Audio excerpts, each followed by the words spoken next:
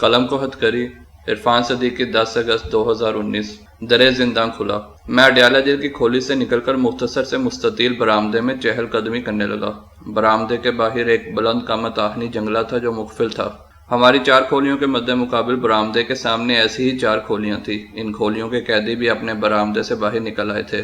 یکایک تیز بارش شروع ہو گئی۔ میں اندر اپنے سیل میں بیٹھا اور بارش کا نظارہ کرنے لگا۔ سامنے کی ایک کھولی سے کسی دل جلے نے تان اٹھائی، کس کا رستہ دیکھے اے دل ہے سودائی، میلوں ہے خاموشی برسوں ہے تنہائی، بھولی دنیا کبھی کی تجھے بھی مجھے بھی، پھر کیوں آنکھ بھر آئی، کس کا رستہ دیکھے۔ کشور کی آواز میں ساحل لدھیانوی کا لکھا یہ گانا میں 20 بار سن چکا تھا۔ لمبی قید نے اس کی آواز میں عجب سوز بھر دیا تھا۔ میرے پہلو میں بیٹھے شاہ جی بولے، جب بھی بارش ہو کوئی نہ کوئی گانا شروع کر دیتا ہے۔ یہ بارش برسے جا رہی تھی اور قیدی کا گیت کوسے قزا کی طرح جھولا جھول رہا تھا۔ میری کھولی کے باہر برستی بارش کے سمابی قطروں کی راہ میں کوئی ہرا بھرا درختہ نہ لہلہاتا کھیت نہ سبز پتوں سے لدی جھولتی شاخیں۔ شاہ جی بولے، سر جی بڑی سخت جگہ ہے، یہاں تو پرندہ بھی پر نہیں مار سکتا۔ میں نے واقعی اب تک کوئی پرندہ نہ دیکھا تھا۔ میرے دماغ میں ایک عجب سا خیال کلبلایا، اگر ہتھ کریوں، بیریوں اور کھولیوں پر قدرت رکھنے والوں کا بس چلتا تو ہر قطرہ بارہ کو بھی ہتھ کری ڈال دیتے، دور افق پار بادلوں کے دیس میں ایک اڈیالہ بناتے اور بدمست سرمئی گھٹاؤں کو ایسبی کی کسوری چکیوں میں بند کر دیتے۔ بارش ذرا دیر بعد تھم گئی۔ خبر اڑی کہ دوپہر کا لنگر آ گیا۔ شاہ جی نے ہمارا کھانا وصول کیا۔ یہ آب تالاب جیسا گدلا شوربہ تھا جس میں کہیں کہیں سفید چنوں کے دانے تیر رہے تھے۔ بھوک ستا رہی تھی۔ میں نے 2 نوالے لیے۔ ان 2 نوالوں سے دل بھی بھر گیا اور پیٹ بھی۔ آخر کھولی کے نوجوان نے کہا، سر جی آپ کے لیے ہم خود سبزی بناتے ہیں۔ میں نے حیرت سے پوچھا، سبزی؟ وہ بولا، جی سبزی، کریلے، بھنڈی، کدو، جو بھی پسند کریں۔ میں نے پوچھا، یہ سب کہاں سے لاؤ گے؟ کہنے لگا، یہ سب کچھ ہے ہمارے پاس، بس آپ بتائیں۔ میں نے بھنڈی کی فرمائش کی۔ وہ بولا، ٹھیک ہے، 1 بجے بھنڈی تیار ہوگی۔ چیونٹی کی رفتار سے ہی صحیح وقت اڈیالہ جیل کی کسوری چکی میں بھی لمحہ لمحہ گزر رہا تھا۔ میرے پاس گھڑی نہیں تھی۔ برآمدے میں ٹہلتے ایک قیدی سے وقت پوچھا۔ 1:15 بجنے کو ہیں، وہ بولا۔ کوئلوں والی انگیٹھی پہ پکتی بھنڈی کی خوشبو آہنی پھاٹکوں سے بے نیاز میرے سیل تک آ رہی تھی۔ بس سر جی 15-20 منٹ اور۔ شاہ جی نے ہانک لگائی اور میں نے کس مساتی بھوک کو تھپکی دی۔ عین اسی لمحے ایک پولیس افسر کی مائیت میں 3 اہلکار احاطے میں داخل ہوئے۔ 8 متوازی کھولیوں میں ہبڑ دبڑ سی مچی۔ اہلکاروں نے ہمارے برآمدے کے پھاٹک کا تالا کھولا اور سیدھے میری کھولی کی طرف آئے۔ بولے، آپ چلیں۔ میں نے پوچھا، کہاں؟ کہنے لگے، سپرنٹینڈنٹ صاحب کے پاس۔ میں نے سوچا شاید سیل تبدیل کیا جا رہا ہے۔ خاموشی سے ان کے ساتھ ہو لیا۔ باہر نکلے تو پھر وہی موٹر سائیکل، پھر وہی وجد آفرین سواری۔ سپرنٹینڈنٹ صاحب کے اپنے کمرے میں موجود تھے۔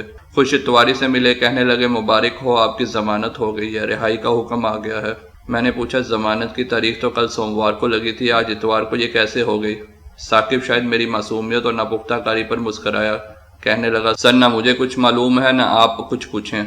میں نے ویسٹ کوٹ کی جیب سے گلابی رنگ کی پرچی نکالی، ایک کارندہ بڑا سا رجسٹر لایا، میرے دستخط لیے اور 4000 روپے تھما دیے۔ تھوڑی دیر بعد جاوید اقبال کو بھی بلا لیا گیا۔ دفتری کارروائی مکمل کر لی گئی۔ درِ زنداں کھلا گاری دروازے کے ساتھ لگی تھی۔ ہمیں کہا گیا کہ صدر دروازے کے بجائے عقبی گیٹ نمبر 1 سے نکلیں۔ کسوری چکیوں کی چائے اور بھنڈیاں دھری رہ گئیں۔ میں اپنی اسیری اور رہائی کی کہانی کے پس منظر، پیش منظر و طے منظر سے کلیتاً بے خبر ہوں۔ مجھے جیل سے باہر آ کر معلوم ہوا کہ electronic media, print media, social media, صحافتی برادری، سول سوسائٹی اور عوام نے کس کمال کی جنگ لڑی ہے۔ یہ سب کچھ ایک زندہ معاشرے کی تابندہ علامت تھا۔ میں ان سب کا شکر گزار ہوں، میرا سر ان کے بارے احسان سے جھکا رہے گا۔ مجھے میڈیا سے معلوم ہوا کہ وزیر اعظم نے بھی اظہار ناپسندیدگی کیا اور معاملے کی تحقیقات کا حکم جاری کیا۔ اسپیکر قومی اسمبلی جناب اسد کیسر نے بھی نوٹس لیا۔ جناب چیف جسٹس سے منسوب ایک بیان بھی میری نظر سے گزرا کہ اس معاملے سے عدلیہ کو سبکی اور شرمندگی کا سامنا کرنا پڑا ہے۔ ضمانت پر میری رہائی کو اب 2 ہفتے ہو چلے ہیں۔ اس دوران عدلیہ، حکومت، پی ٹی آئی، ضلعی انتظامیہ، اسپیکر آفس، پولیس یا کسی بھی ادارے کے کسی ذمہ دار نے مجھ سے رابطہ نہیں کیا۔ میں بدستور ضمانت پر ہوں، نہیں جانتا کہ اس بحر کی تہہ سے کیا اچھلتا اور گنبد نیلوفری کیا رنگ بدلتا ہے۔ میں نے اس شب کو دہشت گردوں کے انداز میں گرفتاری، بیٹی کو پڑنے والے دھکوں، اہلیہ کی کلائی کی چوٹ، ہتھکری ڈال کر عدالت میں لانے اور بازار میں گھمانے، اڈیالہ جیل کے HSB سیل میں ڈالنے اور سرعام تماشا بنانے کے معاملات میں سے کسی کی انکوائری یا تحقیقات نہیں چاہتا، اس لیے کہ میں جس عہد میں جی رہا ہوں وہ بے لاگ تحقیق و تفتیش کی سکت نہیں رکھتا۔ مجھ سے تھانے کے اہلکاروں اور جیل کے ذمہ داروں نے بھی کوئی ناشائستہ سلوک نہیں کیا۔ جو کچھ ہوا وہ ان کی ثوابدید و اختیار سے ماورا تھا۔ ان کے ہاتھوں میں بھی نوکری کے تقاضوں کی ہتھکڑیاں پڑی تھیں جن کی زنجیریں میری زنجیر سے کہیں زیادہ لمبی اور مضبوط تھیں۔ البتہ جناب چیف جسٹس صاحب کے ریمارکس میرے لیے نہایت حوصلہ افزا اور اہم ہیں، اس لیے کہ وہ اسلامی جمہوریہ پاکستان کی سب سے اونچی مسند انصاف پر جلوہ گر ہیں۔ عزت مآب چیف جسٹس اپنے عدالتی فیصلوں کو شاعر اقوال زریں عالمی ادب کے شاہکاروں اور شاعری جمالیات سے مزین کرتے رہتے ہیں۔